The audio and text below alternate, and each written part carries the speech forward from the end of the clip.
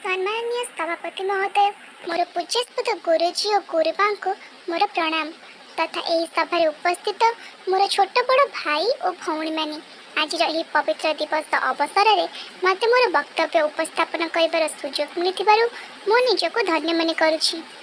एक गौरवमय महिमामंडित इतिहास, एक बारनाट्य प्राकृतिक परिवेश घेरा मंत्र जंत्र और तंत्र पुण्यपीठ मंद्रमालिनी आमर भारतवर्ष गिरिबनानी परिवेशित नयनाभिराम यार प्राकृतिक शोभा सबु जीवार चादर को तनुरे ओढ़ी बुकुए स्वर्ण जाबुड़ी मो भारत। मात्र यही गौरव जननी दिने भोगी 200 वर्षर कारादंड देखी केते वीरंकर वीरगति सही केते अन्याय अत्याचार। मात्र दिन आसिला जेबे दुराचारी इंग्रेज मानकर दमन पाई देवभूमि भारतर कोଳରେ जन्म नेले लक्ष लक्ष दिवाकर जो माने पराधीनतार अंधार को निज तेजरे लोप करदेले। आमर वेदभूमि भारत देखिला स्वाधीन सूर्योदय।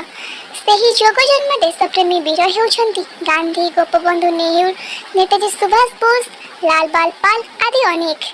आज यही दिनटी हेउछि सेमानकु स्मरण करी सेमानकर बलिदान को स्मरण करी आमे तांको चला पथ को आपणे निबा। भारत आज स्वाधीन हेले भी देशवासी स्वाधीनता पाई नाहंती। आज भी नारीटी सुरक्षित नुह दिन 2 प्रहर रे रात्र कथा दूरे थाउ। आज भी गरीब भोकर मरुछि रास्ता कड़े शोची चिंडा लेंकड़ा पिंधुछि। तेबे जदि एपर्यंत मूल दुआ मजबूत होइनी तेबे देश स्वाधीन हेला किपरि? आज भी देशद्रोही ए देश रे राजनीति करुछंती। भारत माँ आज भी घुमुरी घुमुरी कांदुछि निज वीर संतान पई।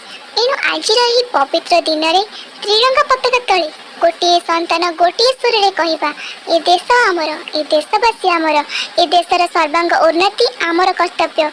ए देशर प्रगति पई आमे समर्पित और निज देश को बाह्य शत्रु कबल रक्षा करबा पई दरकार पड़िले आमे खुशी निज जीवन उत्सर्ग करिबो। शेषर एतिकी कहबी नाली धला आ सबुज रंगर त्रिरंगा पताका दुही सभी समान सारा भारतर जेतेक भौणी भाई रे पताका जातिर गौरव जातीय जीवन परायण तुही रे एकता कीर्ति शांति पीरति सुंदर तोहर समान नहीं रे।